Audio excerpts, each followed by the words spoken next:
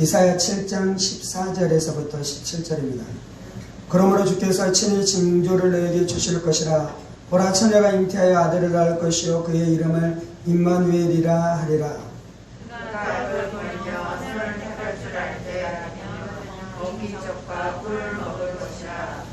대저 이 아이가 악을 버리며 선을 택할 줄 알기 전에 네가 미워하는 두 왕의 땅이 황폐하게 되리라.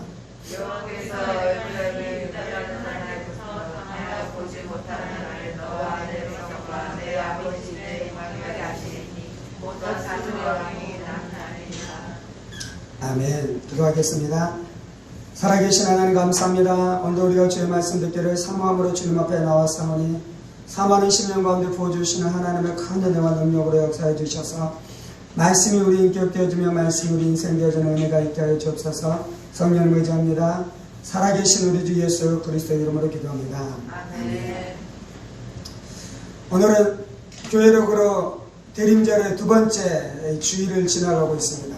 오늘은 처녀가 잉태하여 아들을 낳을 것이요 라는 말씀을 통해 함께 하나님의 은혜의 말씀을 나누기를 원합니다.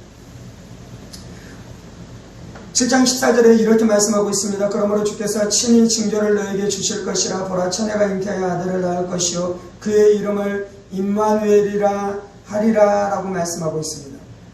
이 말씀은 우리가 너무나 잘 아는 것처럼 예수님께서 이 땅 가운데 오실 때 어떻게 탄생하시냐면 동정녀를 통해서 탄생하실 것에 대해서 예언하는 말씀인 것이죠. 모든 사람들은 남자와 여자가 결혼하고 연합함을 통해서 이 땅 가운데 온 것이었죠. 그런데 오직 유일하게 한 번 이 땅 가운데 남자와 여자가 연합하고 결혼하여 연합하지 아니하고 오직 여자의 몸을 통해서만 이 땅 가운데 오신 분이 계시는데 그분이 바로 예수님이신 것입니다. 그래서 이것을 신학적으로 이야기할 때 이것이 동정녀 탄생이다라고 말씀하는 것이죠. 남자를 알지 못하는 여인을 통해서 예수님께서 이 땅 가운데 오셨다는 것입니다. 이것이 신비로운 일인 것입니다. 마태복음 1장에서는 성령으로 잉태되었다라고 말씀하는 것이죠. 마리아의 태중에 이 아이가 잉태되었는데 그것이 바로 남자의 씨를 통해 잉태된 것이 아니라 성령으로 말미암아 잉태되었다라고 말씀하고 있는 것입니다. 이것은 몹시 신비로운 일인 것이고요. 이것이 바로 하나님의 역사인 것이며 이 땅 가운데 오직 이 예수님만 오직 마리아를 통해서만 이러한 놀라운 역사가 나타난 것입니다. 동정녀 탄생은 무엇을 말씀하는 것입니까? 왜 동정녀 탄생이 중요한 것입니까? 동정녀 탄생이라는 것은 무엇이냐면 예수님 안에 신성이 있다는 것입니다. 성부 하나님, 성자 하나님, 성령 하나님, 삼위일체 하나님이십니다. 그런데 성자 예수님, 성자 하나님이셨던 예수님께서 이 땅 가운데 오셨는데 어떻게 오시냐면 동정녀를 통해 이 땅 가운데 오셨다는 것이에요.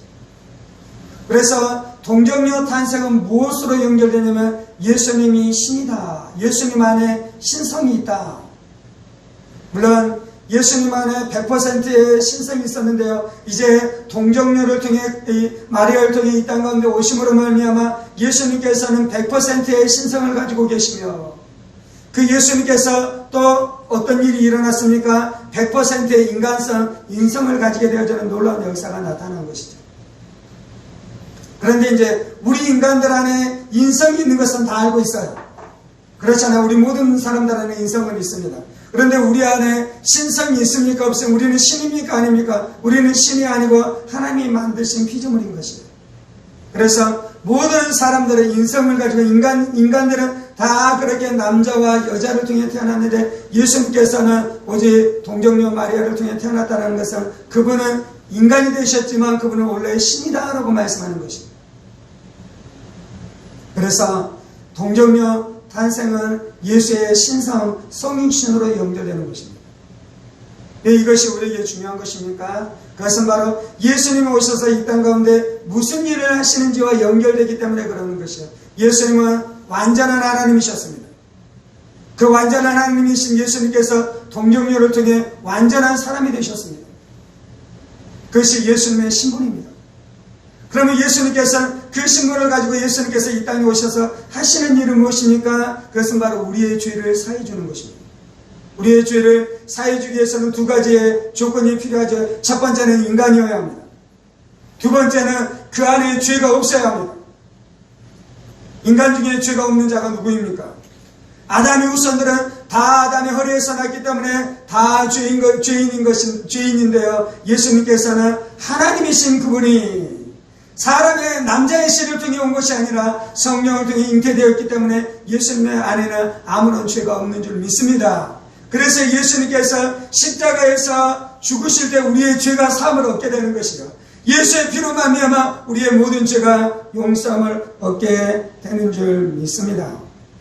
그것이 바로 동정녀 탄생을 통해 예수님께서 우리 가운데 말씀해 주시는 놀라운 진리인 것이요, 우리가 이 진리를 날마다 우리의 심중에 품어야 될 줄 믿습니다. 날마다 우리가 이 진리를 우리의 마음에 품어야 될 줄 믿습니다. 그때 우리의 심령 안에 하나님의 영광이 임하기 시작하는 것이요, 그때 우리의 심령 안에 하나님이 주시는 평강 안에 들어가기 시작하는 것이요, 그때 우리의 심령 안에 하나님께서 주시는 능력 안에 들어가기 시작하는 역사가 나타나는 것입니다. 동정녀 탄생이 가장 고귀하고 가장 아름다우며 우리에게 가장 능력이 되는 하나님의 진리인데요.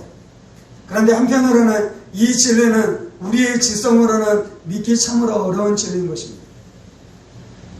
오늘 저희가 이사야 7장에 있는 말씀 14절 이하의 몇 절의 말씀을 읽었습니다.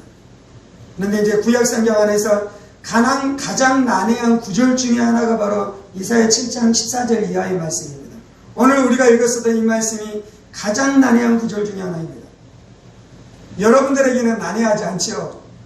보라, 처녀가 잉태하여 아들을 낳을 것이요, 그의 이름을 임마누엘이라 하리라. 이 말씀이 난해합니까? 난해하지 않습니까? 여러분들은 이것을 난해하지 않는다고 생각해요. 이 말씀은 예수님의 탄생에 대한 말씀이고, 이 말씀은 이 동정녀 마리아를 통해 예수님께서 탄생하실 것을 예언하는 말씀인 것을 우리가 알기 때문입니다.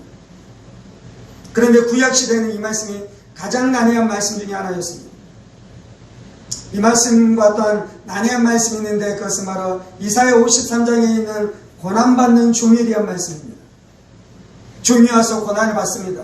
종이 와서 채찍질을 당합니다. 종이 와서 매맞음을 받습니다. 그리고 종이 죽게 되어지는 놀라운 일들이 일어나는데요. 이건 누구를 이야기하는 것입니까? 세상 죄를 지고 가는 하나님의 어린 양 대신 예수님에 대해서 말씀하는 것입니다. 그런데 이 말씀이, 이 두 말씀이 구약 안에 있는 말씀들 중에 아주 난해한 말씀이라는 이유는 무엇이냐면요, 지금 유대인들은 이사야 53장 말씀이 닫혀진 말씀입니다. 봉해진 말씀입니다. 고난받는 종을 그들은 누구라고 생각합니까? 그들은 예수를 만나지 못했어요. 예수를 보지 못했어요. 그래서 고난받는 종 이사야 53장에 있는 그 말씀은 예수님이 아니라 이스라엘 백성이라고 그들은 오해하고 있어요. 이스라엘 백성이 바벨론에 의해서 고난을 받았습니다. 이스라엘 백성이 로마에 의해서 고난을 받았습니다. 이스라엘 백성이 히틀러에 의해서 수많은 고난과 수많은 아픔들을 겪고 지나갔습니다. 그래서 그들은 이사야 53장에서 예언하고 있는 그 고난받는 종, 이 핍박을 받는 그 양이 누구라고 생각하냐면요, 이스라엘 백성이라고 그들이 생각하는 것이죠. 그런데 그것이 옳은 생각입니까? 그런 생각입니까? 그런 생각이에요. 이스라엘 백성들이 고난당하는 것은 맞는데요, 고난당한 이스라엘 백성을 통해 죄사함을 얻을 수가 없는 것이에요. 그래서 이스라엘 백성, 지금 유대인들에게는 아직도 이사야 53장의 말씀이 봉해진 말씀이에요, 닫혀진 말씀이에요. 그런 것처럼 이사야 7장 14절 말씀도 이것도 많은 사람들에게는 봉해져 있고 많은 사람들에게는 닫혀져 있습니다. 이사야 7장 말씀에 대한 성경 주석을 읽기 시작하면요, 이것에 대한 수많은 견해들이 나오기 시작합니다. 구약시대의 사람들이 이것을 어떻게 이해했고 어떻게 생각했는지에 대한 수많은 생각들이 나오기 시작합니다.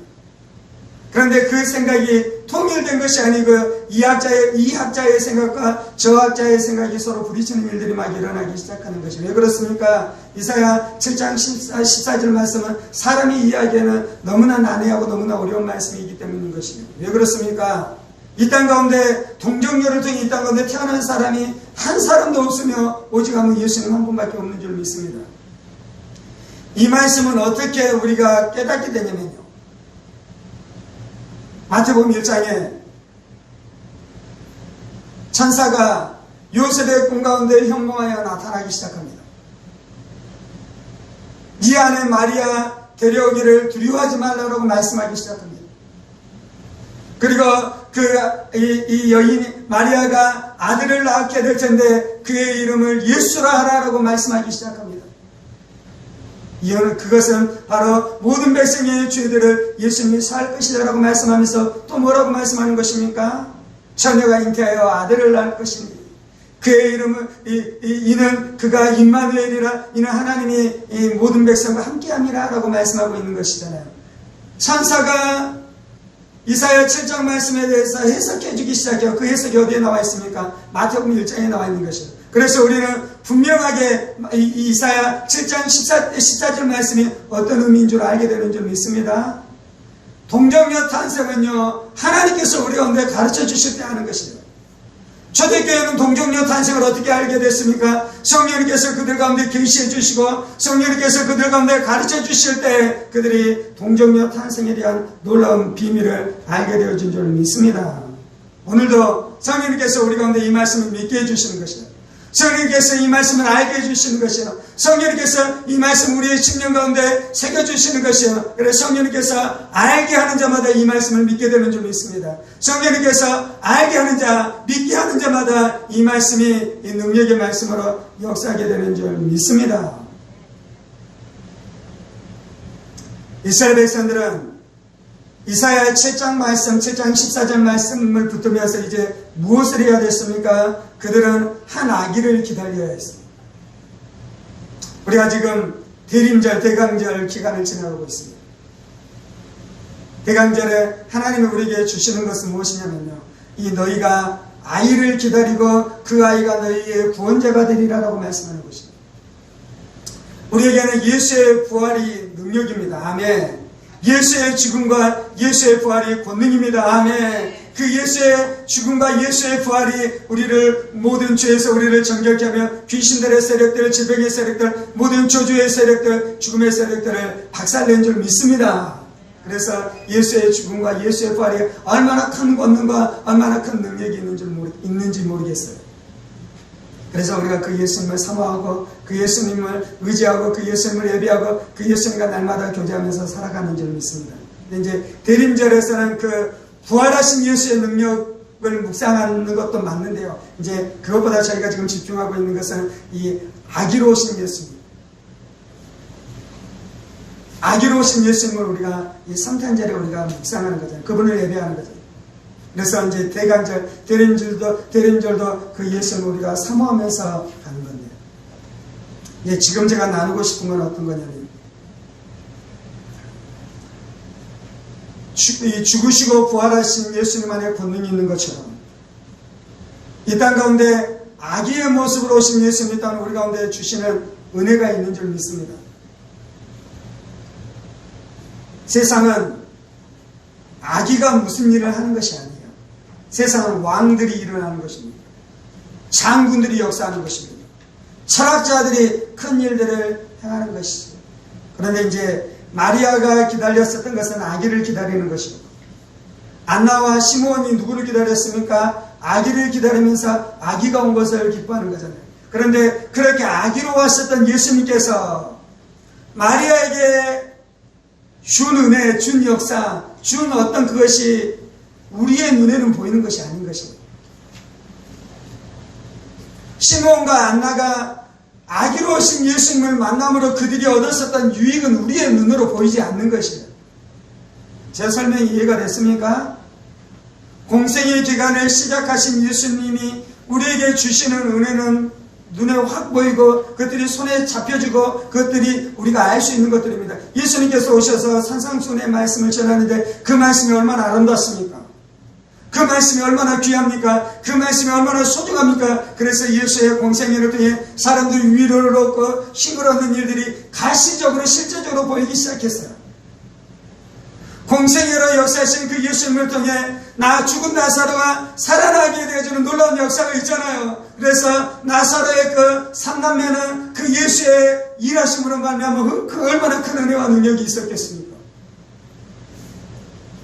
그런데 아기로 오셨던 그 아기이신 예수님이 우리의 눈으로 우리 안에 행하는 일이 적은데 그 예수님은 우리 가운데 놀라운 일들을 행하시는 줄 믿습니다.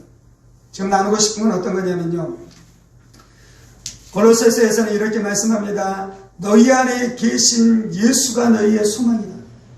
예수의 생명이 너희 안에 거하신다 라고 말씀하고 있어요.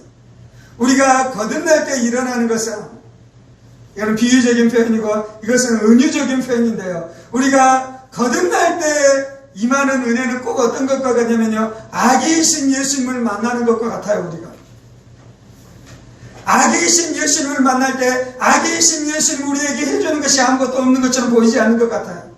동방박사가 와서 예수님에게 와서 경배했습니다. 목자들이 와서 예수님께 와서 경배했습니다. 그런데 예수님이 무엇하고 계셨습니까? 예수님은 그냥 새근새근 자고 있을 뿐이셨어요. 우리가 예수님을 믿을 때 우리가 거듭났습니다. 우리가 예수님을 믿을 때 우리 안에 예수의 생명이 부어졌습니다. 아멘. 골로새서에서는 너희 안에 있는 예수의 생명이 너희의 소망이다라고 말씀하는데요. 그 예수의 생명이 불처럼 바람처럼 천둥과 지진이 일어나는 것처럼 강력하게 막 흔들면서 우리 안에 임했습니까? 예수의 임하심이 전혀 우리 안에 느껴지지 않는 것처럼 임했습니까? 후자인 거잖아요. 마치 우리가 아기를 만나는 것과 같습니다. 아기를. 그런데 그곳 안에 생명이 있는 줄 믿습니다. 그곳 안에 능력이 있는 줄 믿습니다. 그곳 안에 권능이 역사하는 줄 믿습니다. 우리가 지금 대간절에 아기로 오신 예수님을 우리가 묵상하고 있는데요. 여러분의 인생 안에 수많은 고민과 수많은 갈등과 수많은 어려움의 시간들을 지나갈 수 있어요. 내 인생에 난관이 벌어지고 수많은 좌절과 수많은 아픔의 시간들을 지나갈 수 있어요. 해결되지 않는 수많은 문제들을 겪으면서 지나갈 수 있어요. 그런데 어느 날 말씀을 읽어가는데 말씀 한 구절이 나에게 조그만 은혜로 다가오기 시작하는 거예요. 근데 그것이 자라나서 하나님의 나라를 이루게 되는 줄 믿습니다. 아기이신 예수님께서 제국을 깨뜨렸어요. 아기이신 예수님께서 마귀의 나라를 무너뜨리는 그 시가 됐어요. 아기이신 예수님께서 자라나서 우리 안에 놀라운 구원의 역사를 이루신 줄 믿습니다. 우리 안에 작은 일이 시작되고 있지 않습니까? 하나님께서 여러분의 마음 안에 작은 역사를 행하고 계시지 않습니까? 좀 기도해야겠다. 내가 이제는 이 말씀을 보아야겠다. 내가 이렇게 살면 안 되고 하나님께서 내 인생 가운데 새 일을 행하시도록 내가 무엇인가 하나님 앞에 반응해야겠다.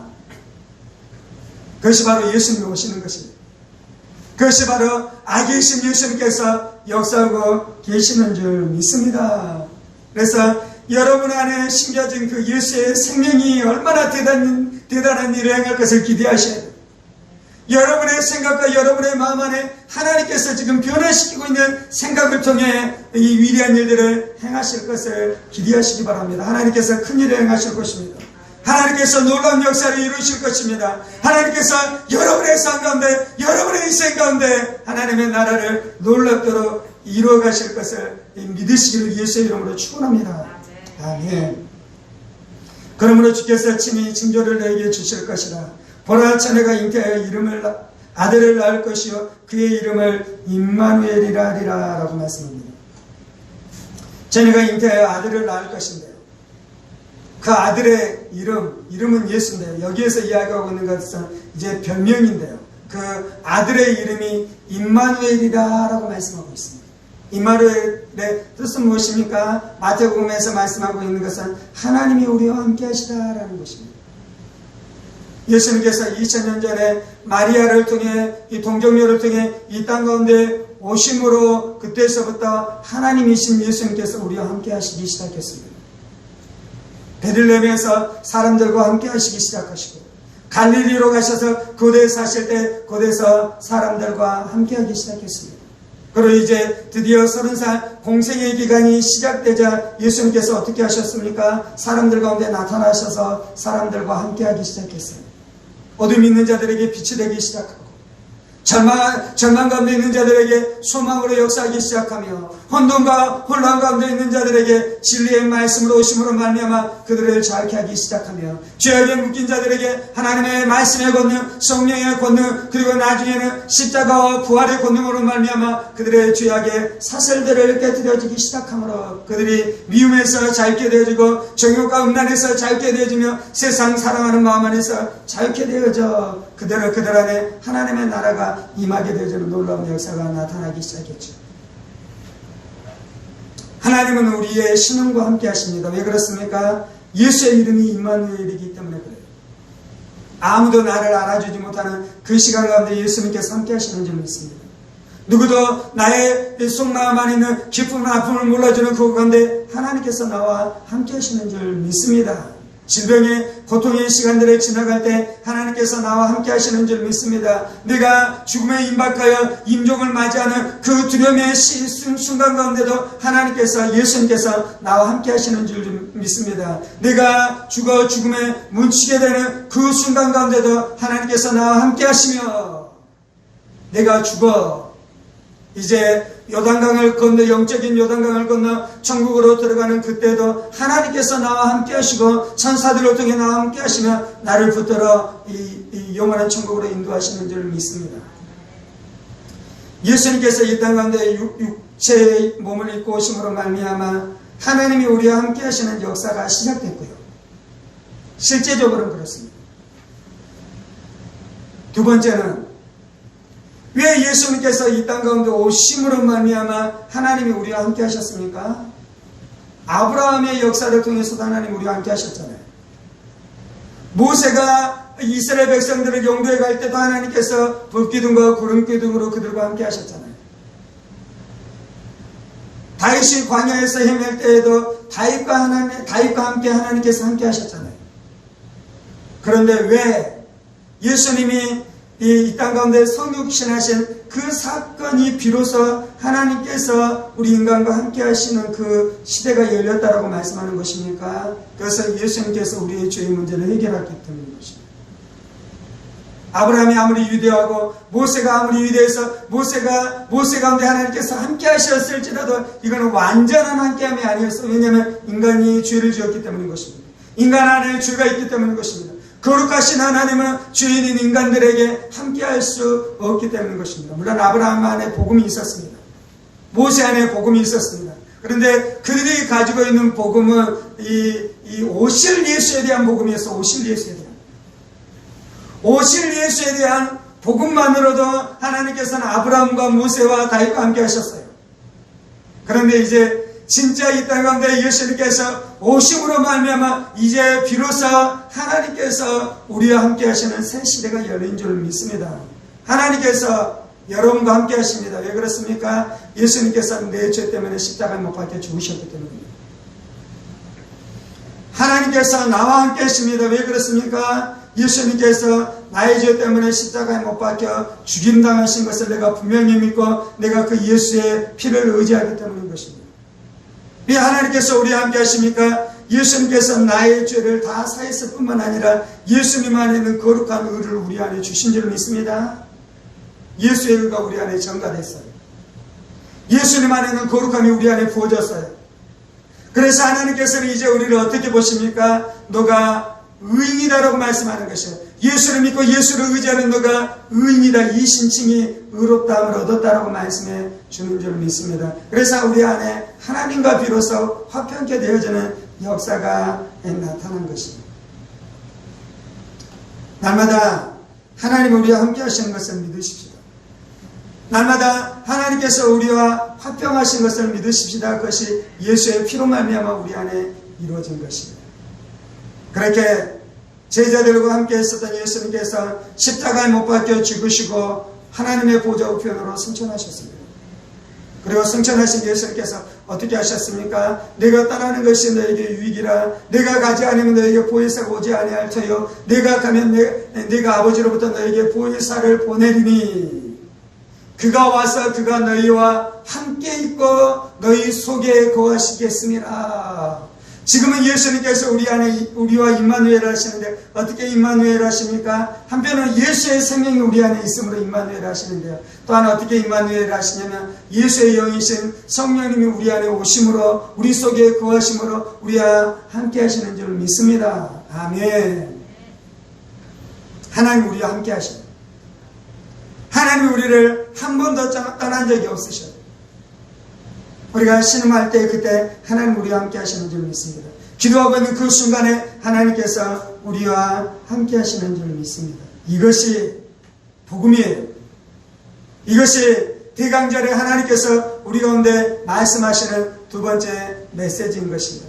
그래서 너희가 광야를 지날지라도 불 가운데로 지나갈지라도 물 가운데로 지나갈지라도 내가 너희와 함께하니 불이 너를 해하지 못하며 물이 너를 해치지 못하리라라고 말씀하시는 점이 있습니다. 이 임마누엘 되신 예수님을 믿을 때 귀신들이 소리를 지르며 떠나가는 것입니다. 귀신들이 우리의 인생을 어떻게 노략질합니까? 우리의 삶 가운데 어려운 일을, 조그만 어려운 일을 더하면 하나님이 너와 함께하지 않는다고 우리 안에 속삭이는 것이요, 우리 안에 제잘거리는 것이요, 우리 안에 불신과 우리 안에 불안과 우리 안에 의심으로 우리의 삶을 꽉 붙드는 것이요. 그런데 임마누엘 신앙으로 무장할 때 귀신들의 제잘거림의 소리가 떠나가고 귀신들이 우리의 삶 가운데서 일곱 길로 도망가게 되는 역사가 나타나는 점이 있습니다. 이것이 승리의 비결이에요. 이것이 능력의 비결이에요. 이것이 하나님께서 우리 가운데 주신 권능의 말씀인 줄 믿습니다. 우리 안에 오신 성령님이 이제 우리가 예배 드릴 때마다 우리 안에 임재하기 시작하십니다. 우리가 성찬의 떡을 뗄 때마다 하나님께서 우리 가운데 임재하기 시작해요. 우리가 말씀을 들을 때 그 말씀 가운데 누가 임재해 있습니까? 하나님이 임재해 계시고 성령님이 임재해 계시는 것입니다. 우리가 드리는 예배가 왜 예배인 것입니까? 성령님이 하나님께서 우리와 함께하지 아니하시면 우리가 드리는 예배 안에서 하나님의 은혜가 부어질 수 없어요. 그건 종교인 거예요. 종교. 그건 종교 생활에 불과한 것입니다. 그런데 우리가 예배하는 그곳 가운데 하나님이 함께 하시고 하나님이 임재하시는 줄 믿습니다. 여러분이 기도하는 그 자리 가운데 하나님께서 여러분들 가운데 함께 하시는 줄 믿습니다. 여러분들이 말씀을 읽어갈 때 그 말씀을 통해 여러분의 가라앉은 심령을 위로해 주시고 연약해진 영혼을 강하게 하시며 내 처진 마음을 새롭게 해주시는 생명의 역사가 나타나는 줄 믿습니다. 그것이 바로 임마누엘 하나님께서 우리 가운데 하시는 것입니다. 임마누엘 하나님께서 우리 안에 은혜를 주시고 우리 안에서 원수와 싸우셔요. 우리 안에는 죄의 세력들과 싸우셔요. 우리 안에는 옛사람의 세력들을 내 안에 내주하시고 역사하시는 그 예수의 생명이 깨뜨리시는 줄 믿습니다. 우리 안에 있는 성령의 법, 예수의 법, 생명의 법으로 말미암아 우리가 죄악의 세력들을 이겨가며 우리 안에 있는 원수를 이길 뿐만 아니라 우리 외부 안에 있는 모든 적들과 모든 원수들을 이기면서 우리가 승리케 되어지는 줄 믿습니다. 그래서 예수의 사람들은요,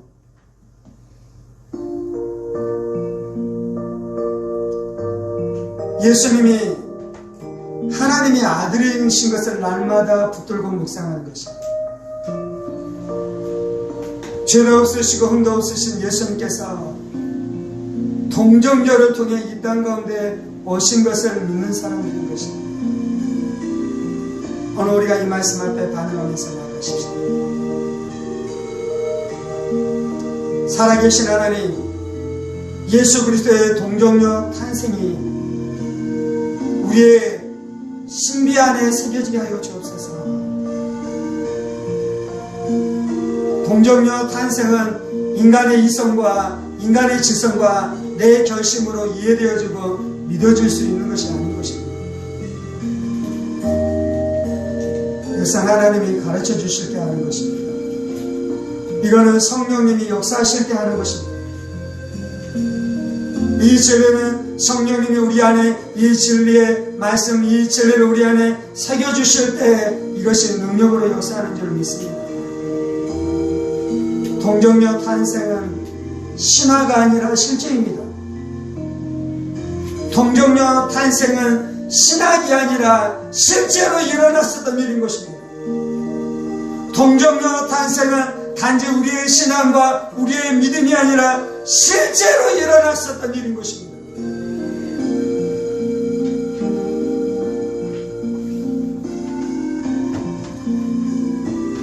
가장 위대한 동정녀 탄생을 믿지 못하도록 속이는 모든 의심의 영들, 불신의 영들, 내가 나사렛 예수의 권세 있는 이름으로 명하는 우리의 생각 가운데서 떠나 있을지어다.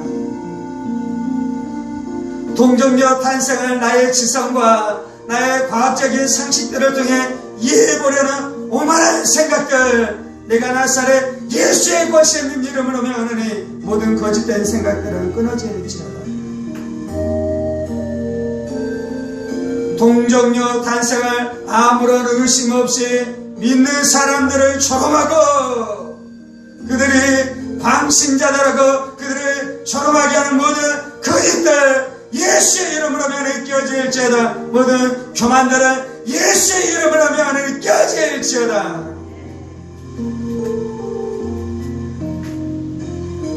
동정녀 탄생이 아름답습니다, 주님. 동정녀 탄생의 진리가 고귀합니다. 동정녀 탄생의 진리가 존귀합니다, 주님. 우리의 심령 안에 이 진리를 담게 하여 주옵소서.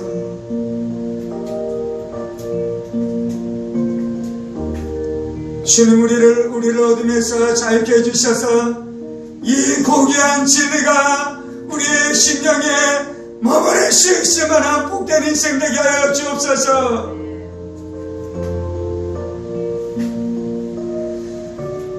예수를 자신의 때에 맞이한 마리아가 복된 여인이었던 것처럼 우리는 이 진리를 우리의 심령 안에 맞이함으로 말미암아 복된 인생 되게 하여 주옵소서.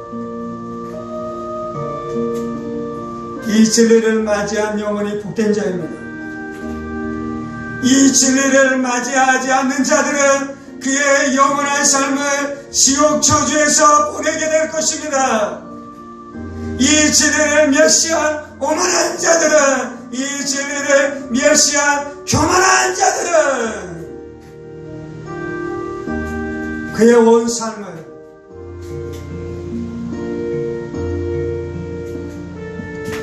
지옥에서 보내게 될 것입니다.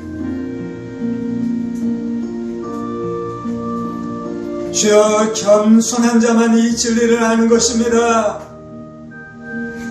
어린아이처럼 겸손한 자만이 성육신의 진리, 동정녀 탄생의 진리를 알게 되는 것입니다, 주님. 주여, 내가 어린아이처럼 있기를 원합니다. 내가 동정녀 탄생을 부인하는 철학자 되기를 원하지 아니하며 동정녀 탄생을 맞이하는 어린아이처럼 살아가기를 원합니다, 주님. 이것이 복된 것입니다. 이것이 아름다운 것입니다. 이것이 안전한 것입니다. 이것이 귀한 것입니다, 주님.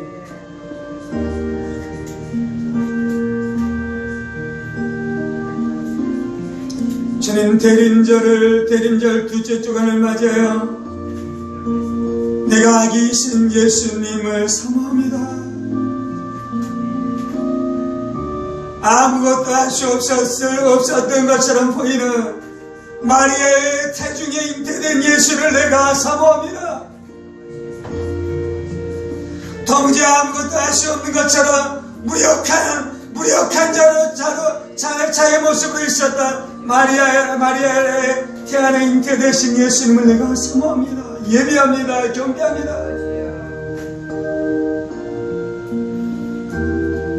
성탄절에 성탄절기에 탄생하신 예수님, 아기 되신 예수님, 아무것도 할 수 없는 것처럼 단지 잠자고 있었던 그 예수님 내가 사모합니다.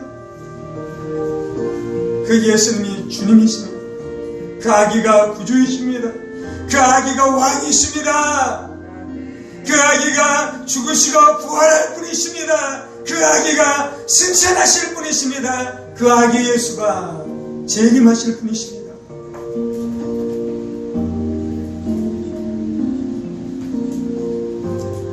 내 안에 예수의 생명이 우리의 육신의 눈에는 보이지 않으나 내 안에 예수의 생명으로 오신 성령님이 세상 종교가 만들어내는 우상들처럼 사람들의 눈에 보이지 않고 사람들의 눈을 현혹시킬 수 없을 정도로 그렇게 겸손하게 조용하게 계시지만 예수의 생명에 능력이 있는 줄 믿습니다.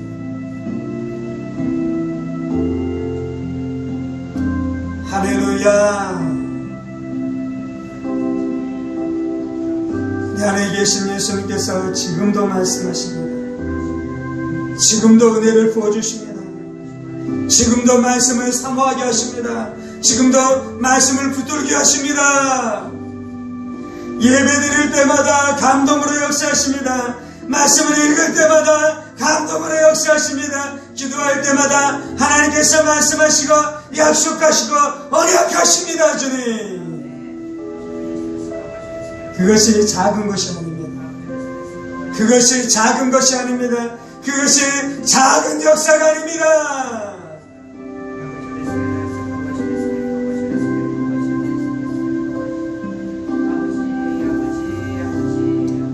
하나님이 임마누엘 하나님이십니다.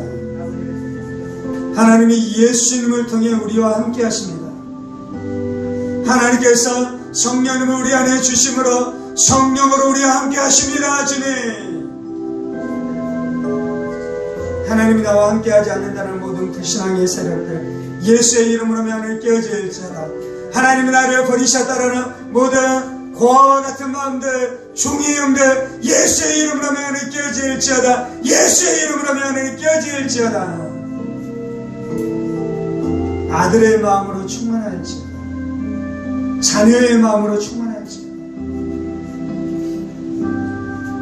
하나님, 우리의 좋은 아비 되어주셔서 감사합니다. 하나님, 우리의 좋은 아버지 되어주셔서 감사합니다. 나는 하나님의 자녀입니다. 나는 하나님의 아들입니다. 나는 하나님의 딸입니다. 나는 아버지의 집에 거합니다. 나는 아버지의 도우심 안에 거합니다. 나는 아버지의 돌보심 가운데 살아갑니다. 하나님은 우리를 도우십니다. 하나님 우리를 돌보십니다. 하나님 우리를 보호하십니다.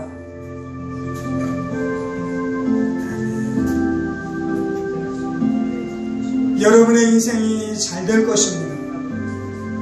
여러분의 인생 가운데 형통의 역사가 나타날 것입니다.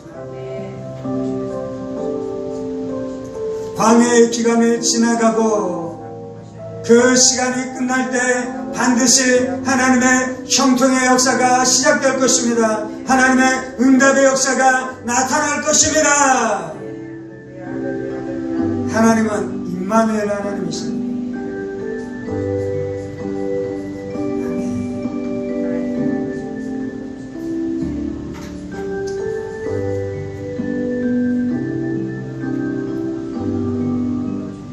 이 비밀은 너희 안에 계신 그리스도시니 곧 영광의 소망이니라. 이 비밀은 너희 안에 계신 그리스도시니 곧 영광의 소망이니라. 우리 안에 그리스도가 계십니다.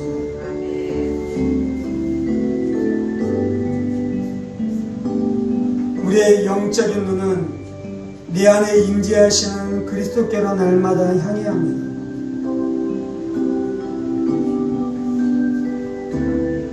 우리의 마음의 중심은 내 안에 임재하시고 내 안에 거하시는 그리스도께로 날마다 향해 합니다. 그곳에 우리가 마실 우물이 있습니다. 그곳에 우리가 마실 우물이 있습니다. 우리 안에 거하시는 예수님이 우리가 마셔야 될 우물입니다. 내 안에 계신 예수로 말미암아 내 안에 예수의 보혈이 지금도 흘러넘치고 있습니다. 내 안에 계신 예수가 나의 소망입니다. 내 안에 계신 예수가 나의 능력입니다. 내가 예수님을 사모합니다. 내가 예수님을 앙모합니다. 내가 예수님을 의지합니다. 내가 예수님을 사랑합니다. 내가 예수님을 예배합니다.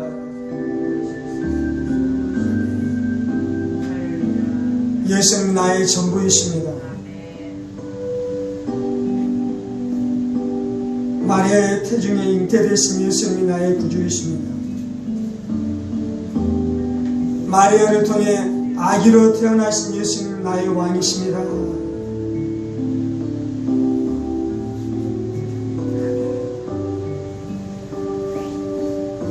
그 예수님이 나를 위해서 죽으시고 피를 흘리시고 부활하셨습니다. 승천하시고 하나님의 보좌 우편에 앉아 계신 예수님이 지금도 나와 함께 하십니다. 예수의 생명이 내 심령 안에 부어졌습니다.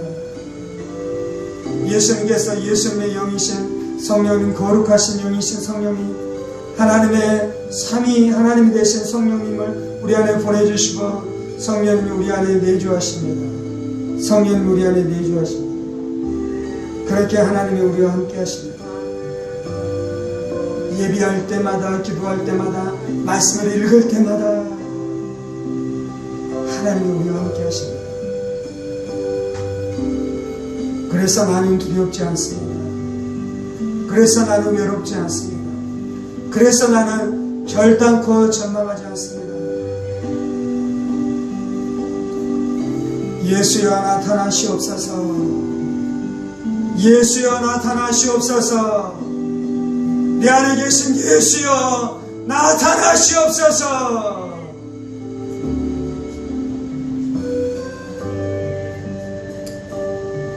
주님 감사합니다. 예수님 우리 가운데 보내주신 하나님 감사합니다. 우리 가운데 오신 예수님 사모합니다. 예수의 영으로 지금도 우리와 함께 하신 성령님 사모합니다. 이 모든 말씀 살아계신 우리 주 예수 그리스도 이름으로 기도합니다. 아멘. 이제는 우리 주 예수 그리스도의 은혜와 하나님 아버지의 지극히 크신 사랑하심과 성령의 감동과 교통을 충만하시니 우리 가운데 오셔서 날마다 우리 안에 역사하시는 예수님의 역사를 사모하고 그 예수님을 의지하고 그 예수님을 예배하면서 살아가기 원하는 사랑하는 성도들과 그의 가정 권속들과 하늘먼 교회와 조국교회와 이 나라의 민족과 살아가는 북한 동포들과 세계 방언대 복음을 선포하시는 사랑하는 선교사님들 가운데 이제로부터 영원까지 함께 하시기를 간절히 축원하옵나이다. 아멘. 아멘. 아멘.